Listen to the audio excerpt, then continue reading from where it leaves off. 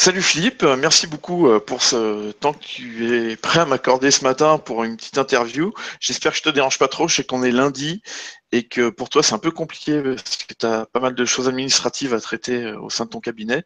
Mais en tout cas, merci pour le temps que tu daignes nous accorder.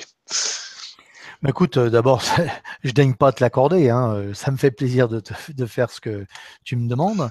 La seule chose, bah, faudra pas que si tu diffuses ça quelque part auprès de quelqu'un, faut que les gens s'étonnent. Mais enfin, sur la côte méditerranéenne, il fait déjà 31 degrés là dehors, il fait hyper chaud, donc je suis juste en t-shirt. Mais ce n'est pas grave. Bon, bah écoute, moi aussi je suis en t-shirt, je suis pas sur la côte, mais il fait déjà bien chaud.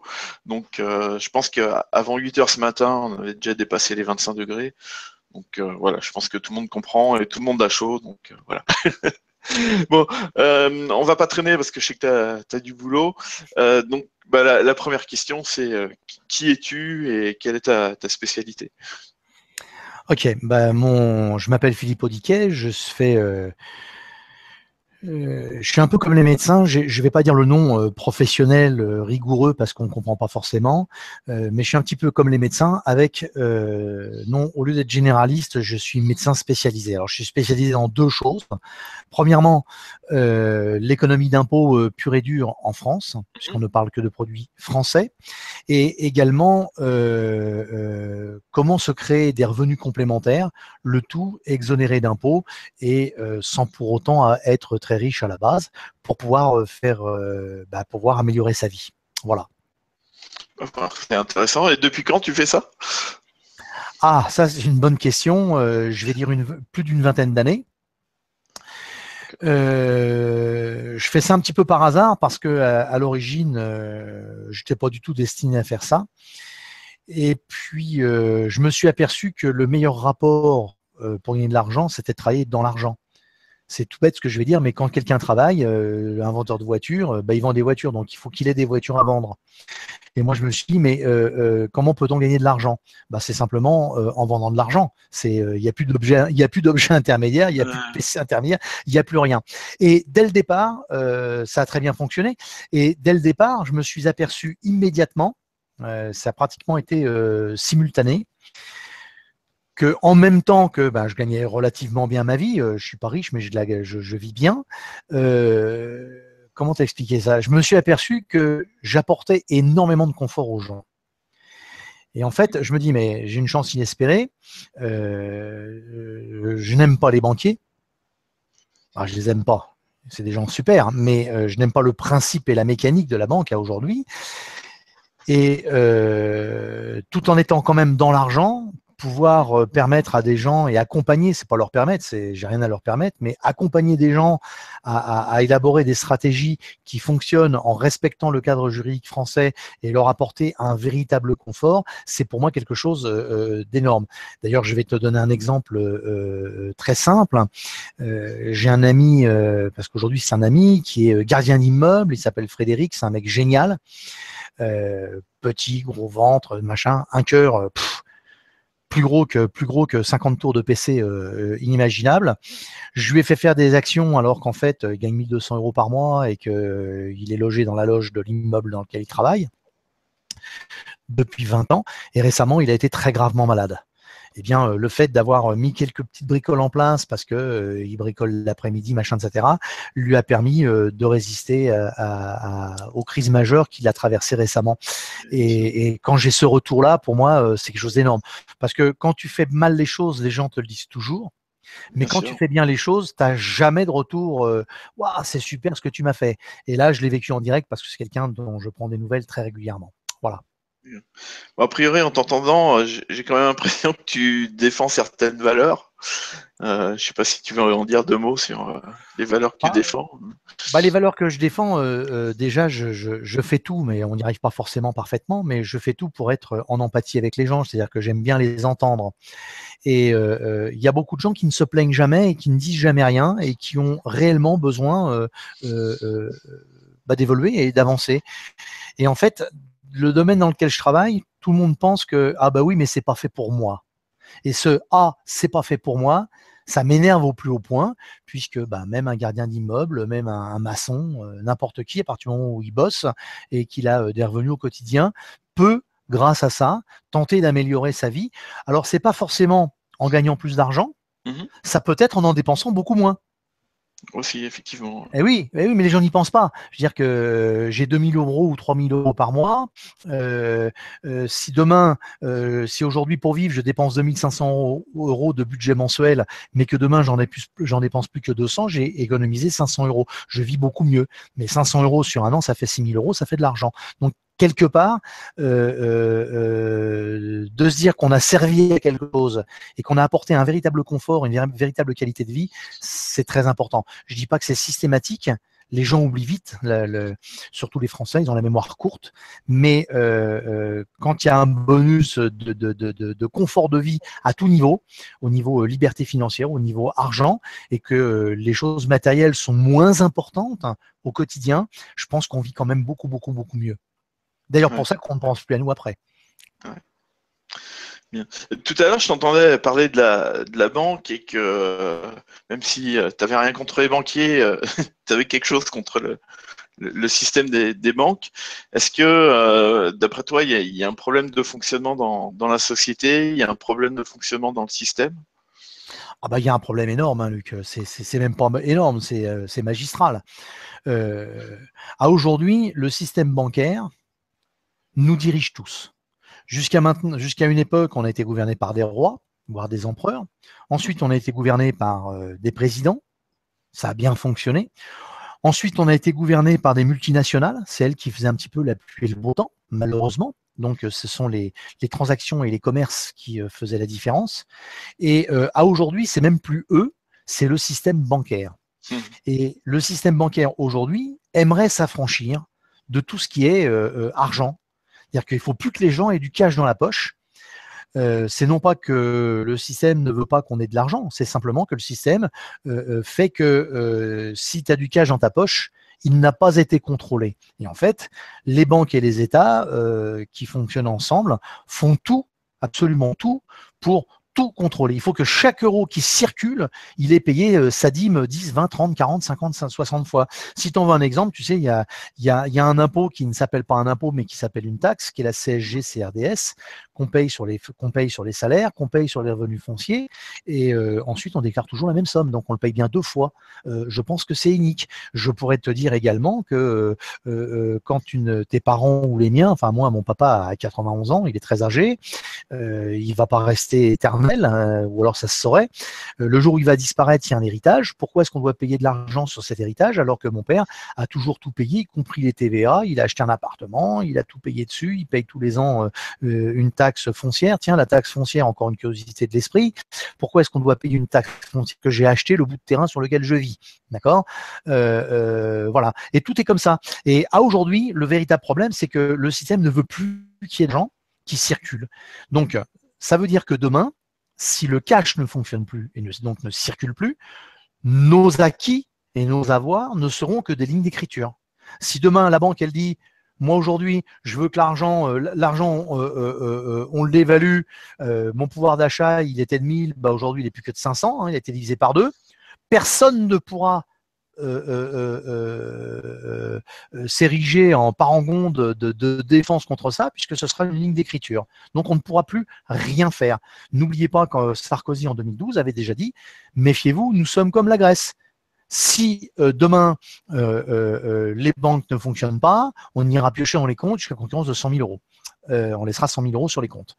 Mais moi, j'ai travaillé, je suis cordonnier dans mon quartier, j'ai travaillé toute ma vie, j'ai 100 000 € de côté. Pourquoi si on aurait pioché mon argent alors que j'ai payé l'impôt, j'ai tout payé dessus pour aider une banque qui, quand aujourd'hui je vais dans mon guichet et que je dis à mon banquier, coucou, c'est moi, j'ai besoin de 5 000 €, ils me disent, ah monsieur, prouvez-nous à quoi ils vont vous servir parce que vous pourriez être un trafiquant.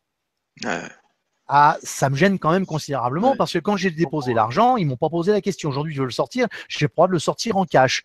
Ils me disent faites un chèque, faites une carte bleue. Pourquoi? C'est pas parce qu'on est tous terroristes, il faut arrêter de délirer. On est 66 millions d'habitants en France, nous ne sommes pas un pays terroriste.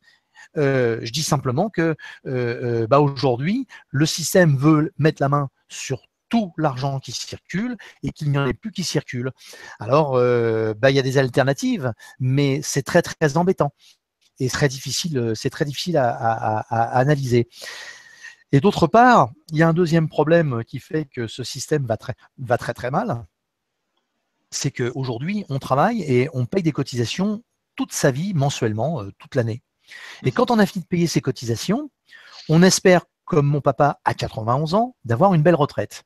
Mon père a pris sa retraite à 60 ans. Alors, il avait la possibilité, il était indépendant, il a beaucoup travaillé et il est à la retraite. Son pouvoir d'achat a été diminué de 25% en 30 ans. Et les choses ne font que s'accélérer. Ça veut dire qu'avec lui qui a cotisé toute sa vie, qui a tout le temps travaillé, et qui aujourd'hui est à la retraite, eh bien, il n'a pas le même pouvoir d'achat. Pourtant, on devrait lui restituer cet argent puisqu'il a cotisé pour le faire. Le système ne veut pas le faire. Et on a un véritable autre problème, c'est que, notamment, c'est que les caisses d'assurance de retraite sont vides, aussi bien les complémentaires que celles de l'État. Alors celles de l'État, c'est moins dramatique. Ils peuvent fabriquer des billets. Billets de Monopoly, c'est vrai, mais ils peuvent fabriquer des billets puisqu'ils font ce qu'ils veulent avec. Ça ne changera pas grand-chose. La valeur faciale ne correspondra pas bien à grand-chose. Mais moi qui dois toucher de l'argent, je me pose la question, j'ai travaillé toute une vie, à la retraite, et là, on m'ampute tout et on me dit, ah ben oui, mais vous, comme vous ne travaillez pas, mon père a posé la question, on lui a répondu cette phrase-là au centre des impôts, il habite dans le Val-de-Marne, on lui a dit, oui, mais vous comprenez, vous ne travaillez pas, donc c'est normal que vous viviez avec moins. Enfin, oui, mais l'argent qu'il y a dans les caisses, c'est quand même lui qui l'a cotisé toute sa vie. Donc, c'est très embêtant. Et si demain, et c'est le troisième élément qui fait que notre société va très très mal, d'ailleurs, j'en parle dans des conférences et j'en parle même dans des formations que je donne ou dans des conférences que je fais et dans des livres que j'écris également. On est face également à un problème, c'est que la démographie fait que nous sommes beaucoup trop nombreux sur la Terre. Ça, c'est une évidence que personne ne nie. Les gens doivent mourir, ça n'a rien à voir. Soyons intègres. Mais nous sommes beaucoup trop nombreux. Nous sommes 66 millions d'habitants en France. Et globalement, nous sommes à peu près 10 à 12 millions maximum à créer de la richesse. Quand je dis créer de la richesse, c'est-à-dire qu'on fait quelque chose qui rapporte de l'argent. On n'est qu'une douzaine de millions quand on a enlevé les chômeurs, les anciens, les jeunes, etc., les étudiants qui vivent de plus en plus, et on est de plus en plus nombreux. Donc, on est face à une problématique, parce que comment faire à aujourd'hui pour nourrir tous ces gens-là? La seule chose qu'on sait faire, c'est leur dire il faut travailler. Et tous les gouvernements de droite comme de gauche qui se succèdent régulièrement dans l'État France, mais dans les autres pays, disent il faut lutter contre le chômage. Mais on ne peut pas lutter contre la démographie et on ne peut pas lutter contre la robotisation qui fait qu'à aujourd'hui, on a de moins en moins besoin de l'humain. Donc techniquement, à moyen ou court terme, notre système est foutu. Il ne pourra pas continuer et perdurer pendant des années comme ça. Alors je pense que nous sommes à aujourd'hui, les solutions nouvelles, je ne les connais pas. Moi, ce que je sais, c'est comment on peut se protéger aujourd'hui pour les 20 ans qui viennent, plus ou moins bien, mais avec des raisons factuelles qui sont très précises et très concrètes. Maintenant, ce qui se passera dans 30 ans ou 40 ans, moi, je serai certainement mort, donc on n'en parlera plus, je ne serai plus là. Donc, mon rôle et mes valeurs, comme tu le disais tout à l'heure, elles sont encore beaucoup plus importantes aujourd'hui, parce que je me rends bien compte que notre modèle économique étant obsolète, il n'y a personne qui en cherche un nouveau, ou ceux qui le cherchent ne le trouvent pas parce que c'est très compliqué. Faut pas oublier que le commerce a commencé le jour où le premier homme des cavernes qui ne savait pêcher que du poisson et l'autre qui ne savait attraper que du poulet a échangé son poisson contre le poulet. Le commerce était né. Donc trouver quelque chose qui est aussi ancien pour le moderniser, l'adapter à nos contingences, c'est très très compliqué. Donc je pense qu'il est urgent de se protéger. Et il y a des domaines pour se protéger qui font que l'être humain aura toujours des besoins. Donc c'est vers quels sont ces besoins qu'a l'être humain à aujourd'hui réellement besoin de... Et est-ce que dans ce créneau-là, il y a possibilité de créer de la richesse et des revenus qui me permettent demain, eh bien, quoi qu'il se passe, de bien vivre ou de vivre très correctement? La réponse est franchement oui. Mais il faut s'y pencher et il faut aller très très vite. En 2 ans, les caisses de retraite sont complètement vides. Et du coup, tu parles de protection. Est-ce que tu as une ou deux choses à conseiller aux amis qui nous regardent pour pouvoir se protéger concrètement? Bah, c'est pas une ou deux choses, c'est peut-être Ouais, 50 ou 60 choses. ouais, mais Après, tu sais, Luc, je trouve que les gens se posent pas la bonne question. Hmm. Face à l'argent pour arriver à mieux vivre, c'est donc Mhm. de l'argent en plus. Ouais. Hein, on travaille pour vivre, c'est donc vraiment avoir une poche d'argent quelque part pour le cas où, pour l'accident, pour l'incident, pour mieux vivre, pour s'offrir du bon temps, des vacances ou ce qu'on veut. Les gens ne se posent pas la question. La bonne question, elle n'est pas tellement là. Elle est, si j'ai de l'argent de côté, à quoi doit-il me servir? En fait, on est devant une adéquation où les gens veulent de l'argent, mais ne savent pas toujours pour quel projet il faut l'avoir. Mhm. Donc déjà, je voudrais que les gens réfléchissent parce que suivant le projet qu'ils ont avec l'argent qu'ils vont thésauriser et mettre de côté, eh bien, soit ils vont rentrer dans un phénomène de capitalisation, soit ils vont rentrer dans un phénomène de rentabilité. Et ce sont deux mondes complètement différents. Je veux capitaliser, c'est pourquoi faire? Avoir un capital, c'est pour Mhm. un moment donné dans ma vie. Avoir de la rentabilité, c'est être sûr d'avoir d'une manière ponctuelle, régulière, au rythme que l'on peut souhaiter et vouloir soi-même, qu'on peut créer soi-même, des revenus qui vont tomber régulièrement. Et en fait, face à ces deux notions, eh bien, Mhm. l'être humain n'est pas les êtres humains ne sont pas égaux parce qu'ils ne réfléchissent pas à cette question. Là, ils se disent j'ai besoin d'argent, qu'est-ce que je peux faire pour avoir de l'argent en plus? Mais le vrai problème, c'est ce que je veux c'est savoir, c'est à quoi va-t-il me servir cet argent? Et en fonction de ce qu'il va me servir, il va se diriger vers un point ou pas. Aujourd'hui, tu me demandes de les accompagner. Bien, je vais vous donner trois, quatre petits trucs très rapides. C'est pas ce dont je parle au quotidien, mais ça me semble très important. Déjà, à aujourd'hui, on a une chance parce que le monde va mal et l'économie va mal. On a des taux ultra faible en termes de crédit. Tous les gens qui ont des crédits, qui aujourd'hui dépassent 3%, il faut aller dans votre banque ou aller dans une autre banque, faire racheter votre prêt. Et les gens, quand ils voient ça, ils se précipitent. Encore faut-il calculer, parce que imagine que j'ai 100 000 euros de Mhm. crédit. Je l'ai Ouais. passé il y a 3 ans ou 4 ans. Je ne paye que des intérêts. Si je change mon prêt, je vais recommencer un prêt à zéro. Alors, on imagine qu'au bout de 5 ans, j'ai emprunté 100 000 euros. Au bout de 5 ans, je dois encore 90 000. Hein, c'est à peu près la notion. OK. Le prêt redémarre sur 90 000 euros. Je vais payer des intérêts à 100% dès le départ sur 90 000. Oui, mais quand je suis arrivé à 5 ou 6 ans de la fin de mon crédit et que j'ai remboursé une tonne de capital, on imagine que je dois plus que 30 000 euros. Si je Mhm. fais un nouveau prêt, je vais donc faire un nouveau prêt sur lequel je vais payer des intérêts, même s'ils sont Bien très sûr. bas, plein pot sur les Eh 30 oui. 000 euros. Donc, est-ce Ouais. qu'il est judicieux de faire racheter son prêt ou pas? Eh bien, les gens ne se posent pas la question, malheureusement, parce qu'ils se disent ah, il y a des taux bas, je vais le prendre, je vais en profiter. Et en plus, il y a des frais de rachat de prêt. Donc, on peut faire transformer son prêt dans sa banque, mais il y a une chose qu'on peut faire également que les gens ne font pas, qui permet d'économiser entre 5 et 20 000 ou 30 000 euros régulièrement, notamment sur les prêts immobiliers.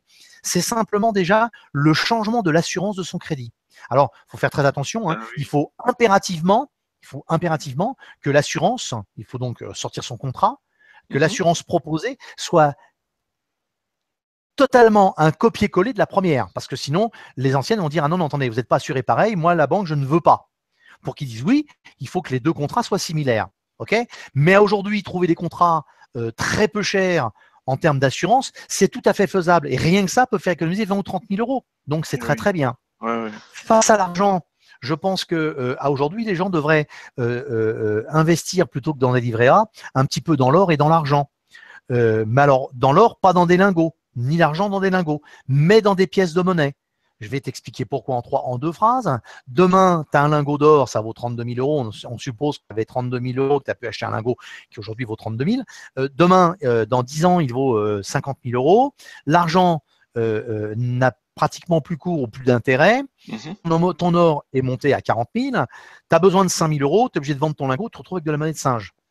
Alors que si tu veux, si tu n'as que des pièces de monnaie, tu peux vendre la pièce pour une valeur de 5 000 euros. Et Ouais. les pièces auront un autre atout très important. plus que même les petits logotins qu'on peut acheter pour 30 ou 40 ou 50 ou 100 euros tous les mois, parce que maintenant il y a des abonnements comme ça.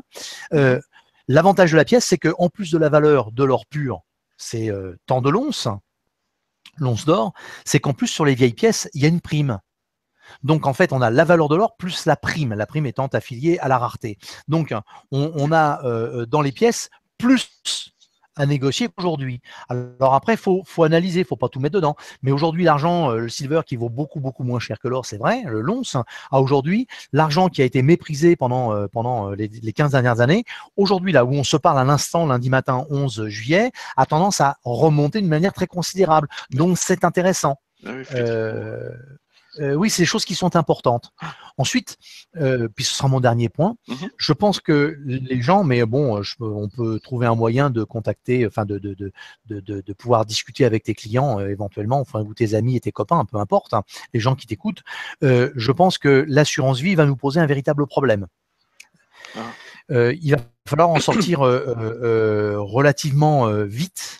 Parce que l'assurance vie, à aujourd'hui, elle est adossée sur le marché action ou sur le marché obligataire, et beaucoup plus sur le marché obligataire. Et ça, c'est un véritable problème, puisque à aujourd'hui, beaucoup de banques ont des placements à taux négatif, c'est-à-dire qu'ils placent 100, ils savent très bien qu'ils ne toucheront que 99. Alors ils compensent en chargeant les frais des différents éléments qu'il y a dessus autour, la carte bleue, le machin, etc. Et puis ils compensent, mais au moins ils sont sûrs de revoir la valeur de leur argent, puisque c'est la BCE qui va leur restituer, et ils vont le faire. Mais il va falloir m'expliquer aujourd'hui comment des groupes d'assurance vie qui très souvent sont des banques ou ont des banques partenaires ou sont des banques associées qui sont derrière, qui aujourd'hui placent avec des taux négatifs l'argent qu'on leur a confié, comment est-ce qu'ils peuvent, avec espoir, me rendre demain mon argent avec une plus-value, bien évidemment, puisque je l'ai placé pour ça, d'accord? Et en plus de cette plus-value, comment font-ils pour payer la masse salariale qui est énorme? Tu vas à Paris, tu vois les plaques des noms des sociétés de groupes d'assurance bancaire, ils ont des immeubles entiers, etc. Donc, même eux se tournent vers la pierre parce qu'aujourd'hui, c'est un des créneaux les plus importants. Donc, si tu voulais 3-4 trucs, bien, pensez à racheter votre prêt, mais analysez vraiment votre situation. Le changement d'assurance de crédit de votre assurance personnelle sur vos crédits est important. Pensez à thésauriser un petit peu sur l'or et l'argent, et puis envisager, pas brutalement, mais envisager de sortir peut-être un peu de cash et de le basculer peut-être sur l'or et de l'argent. Les gens qui ont un livret de caisse d'épargne aujourd'hui, qui est à 0,75, hein, je place 1000, j'ai 7,50 € au bout d'un an, je pense que l'or 1000 serait mieux dans de l'or. Voilà. Ouais. Mais c'est à brûle pour point, je te donne ça comme ça. Oui, tout à fait. Ouais, c'est intéressant à entendre et je pense que ça peut servir à plus d'un. Donc, maintenant qu'on s'entende bien, je ne détiens pas le langage universel, je ne détiens pas la solution miracle. Les propose, ce sont généralement des escrocs. La solution miracle n'existe pas.